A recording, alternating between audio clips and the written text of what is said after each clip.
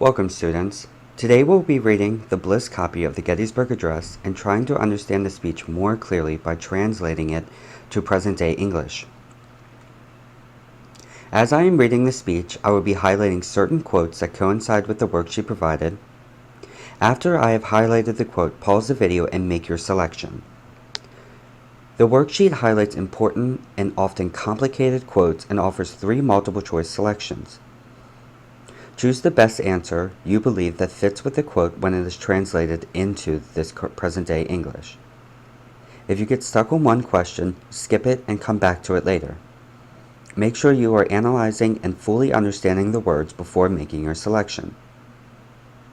For a brief history, the Gettysburg Address was given on November 19, 1863 by Abraham Lincoln in Gettysburg, Pennsylvania. Lincoln's intent behind this speech was to make a link between equality and democracy. His 273-word address would be remembered as one of the most important speeches in American history. With this brief history in mind, we can move on to the speech.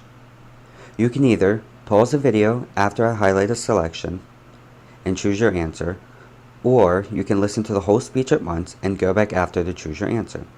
Choose the method that works best for you.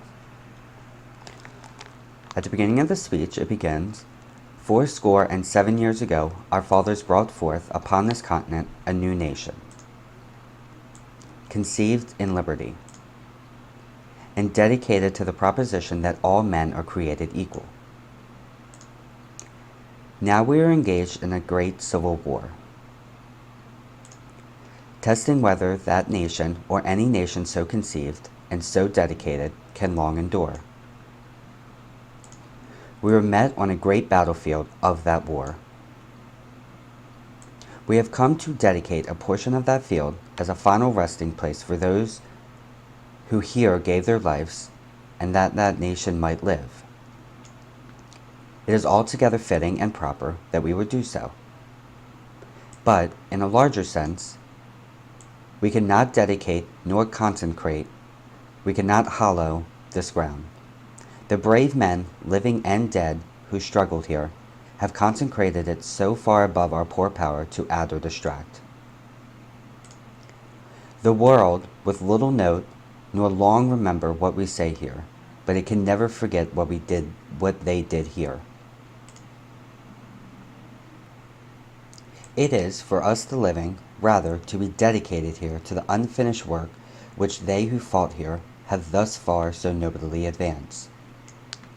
It is rather for us to be here dedicated to the great task remaining before us, that from these honored dead we take increased devotion to that cause for which they gave the last full measure of devotion. That we here highly resolve that these dead shall not have died in vain. That this nation, under God, shall have a new birth of freedom. And that the government of the people, by the people, for the people, should not perish from this earth. Now that the speech is over, you may go over to the worksheet and fill in the corresponding answers. Make sure you are filling in the correct answers that best fit the Abraham Lincoln's quote compared to the present-day English. After you have finished all of your selections, take all of your selections and put them into a paragraph to make a full speech.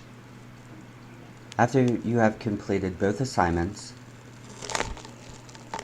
turn it in. This will conclude the Gettysburg assignment for today.